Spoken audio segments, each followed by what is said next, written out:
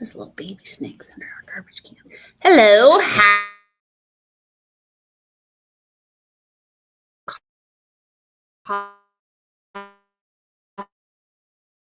Coffee chat problems. Okay. Hopefully that worked. Weird internet today. Sorry. It's Wednesday. It's the end of school, end of May. Yes. I think everyone that is not yet out of school is like holding on for those last couple weeks. Yes. May is always surprising because there's so many things. There's all right? all the end of the year things, and Yes. it is just as busy as like December. Yeah. So, so today we're going to talk about end of the year and end of the school year and graduation, because all of our high schools are starting to go into graduation mode. And what does every adult person need in terms of an estate plan, and what can parents start thinking about doing now as they get their kids ready to go off to college? Yeah. So the reason we bring this up is because many people think that you don't need an estate plan if you don't have things. And a couple things about that. Everyone has things, things that they care about. They might not have a bunch of things, but they have things. And but estate planning also includes the incapacity planning that we've talked about many times. And that's really what's important for all adults over the age of 18.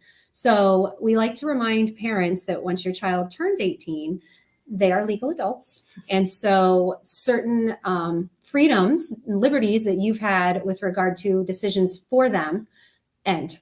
So you're not automatically allowed to access their medical records. You're not automatically allowed to access any bank accounts that are solely in their name. You're not automatically allowed to negotiate leases on their behalf, things like that. So one of the things we recommend for all graduates and young adults is those basic documents, get those put in place before they go off to school. So yeah. Those are some of the reasons that are important, but what are some of the other? Well, and I think, and I've heard from parents on the other side, right, who've said having those documents makes life so much easier because I can help my now adult do the things that I've been doing, right? Making doctor's appointments while they're home on spring break or while they're home on winter break or whatever, summer, but being able to do some of those things that you've always done for your kids. But once they turn 18, you can't do anymore. Right. You don't have that ability to make those appointments because you don't have the authorization to talk to doctors. Right. And it's not automatic. And, with healthcare, if something were to happen and your child ended up in the hospital, you are their next of kin, and the hospital will contact you and default to you for decisions, but you want to make sure that you do have documentation that you are the person that should be making those decisions, because that's not always the case.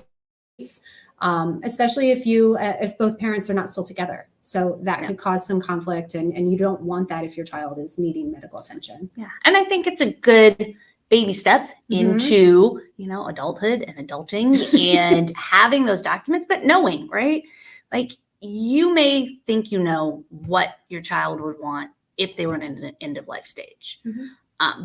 But I've talked to parents who have been completely surprised by what their kids have chosen and who their kids have chosen to be backups for them in their healthcare documents. And so, they're adults now and they get to make these decisions. So being able to have those conversations and getting this process started now, while you have a couple months before they go off to school, so you can really sit down and have the conversations or just make a plan and make sure it's not last minute as you are doing all that last minute packing and shopping and getting ready to send them off to school.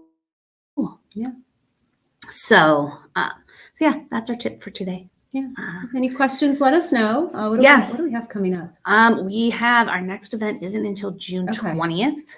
I will have a shameless plug for this weekend. I'm on a panel with a bunch of other professionals up in Frederick, and we are talking about passing on generational wealth. So it is going to be at the RE/MAX Results office in Frederick.